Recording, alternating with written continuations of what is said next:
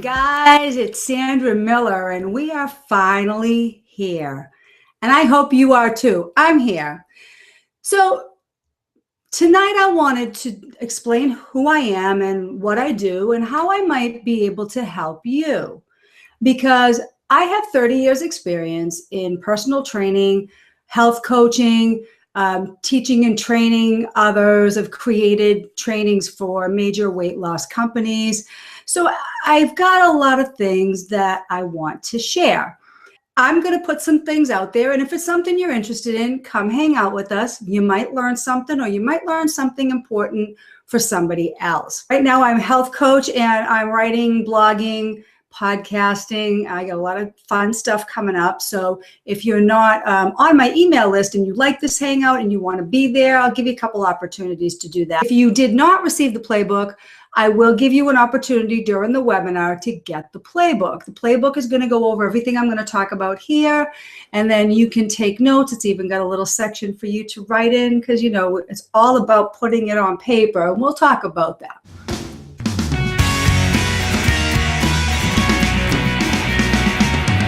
Check out my website. I also have a Facebook page, and the Facebook page is facebook.com/biohackingwellness. But on Twitter, my handle is @GPSFORDNA. The majority of the things that I say will apply to most people. Now, at the first of the year, they start off with a lot of enthusiasm because they spend 2-3 months planning for it.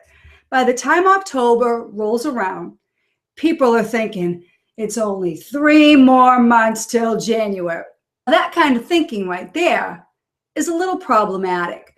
When we're looking to change behaviors, we want to be doing things that are important.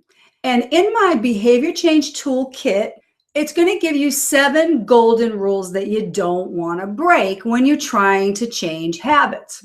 We decided to make changes because we didn't like the way we were. So behavior change, you can't get upset with yourself if you don't change like that, because it's not going to happen like that. The reason that most people are failing at change is because they're not systematic about it. They don't plan their work and work their plan. They let other things come in and take control. So what I am going to be showing you is all about putting you back in the driver's seat and taking control, okay? Circumstances can no longer get in the way if you're going to succeed. You want to create the situation that fosters your being able to do what you want to do as many times as you can. You can make the mindset that you want to be in when you're making the change. And if you're not in it, you're going to have a plan to get in it real quick. So golden rule number 1 is first things first. You want to make sure that you give importance each and every day, and maybe even several times a day, to the things that are going to make you successful. And don't allow excuses. Why would you do that? Why would you say, I'm going to make a rule, but I'm going to break it, right? Why would we do that to ourselves? We don't often treat ourselves with the same respect that we tend to treat other people. So we have to begin to respect the person we are. We make a rule, set a time frame. I don't care if it's 5 days. Whatever it is you're going to do it for 5 days, and you are not going to do what you said you weren't. It can be 10 days. It can be, think of it like a detox. You're going to detoxify yourself of all the bad habits that you had, but you have to do it for a period of time, and you have to set up that period of time prior to undertaking the change. So you have to write your own playbook with your own set of rules that you do not break. If it were your child, you wouldn't say, well, you know, you can stick your finger in that light socket today, but don't ask me tomorrow. Nope, tomorrow, if you ask me, I'm going to say, nope, we don't stick our finger in the light socket.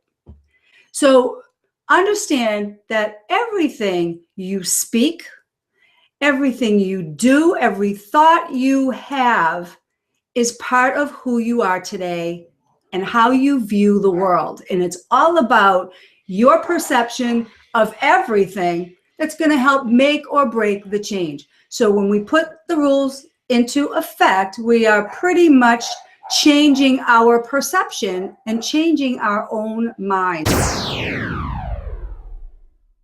The golden rule. First things first, have it in your playbook of what's going to happen in the event of this. So you have a strategy going in and you're not flying by the seat of your pants. Pretty good idea, right? Okay. In theory, I know it's a little harder to implement those things. It really is. I myself lost about 90 pounds quite a while ago. I've kept my weight off now for 30 years because I follow the rules. I really don't break the rules that often. Sandra is no fun when it comes to food. No food fun here.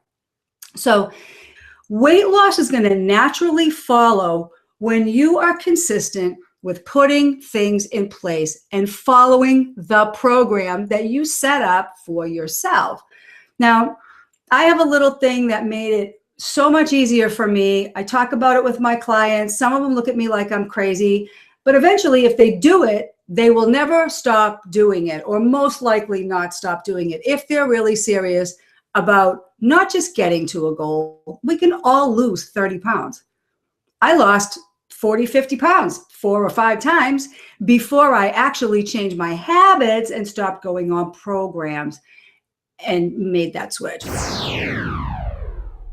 Remember this, not everything works for everybody, okay? So if something worked for you, but it didn't keep you where you are, it's not a long-term thing, it's a diet, okay? So we don't want just a diet, we want a strategy. We want an eating style, an eating strategy that works for us. Now, I always ask people to carry a cooler, and when that cooler is with you, you can carry whatever you like. You can carry nuts, you can carry bacon strips, chicken strips, cheese chunks. It doesn't matter what's in there as long as it's not junk food, and it's certainly not 100-calorie snack packs. Throw those things out the window. Throw those things out the window.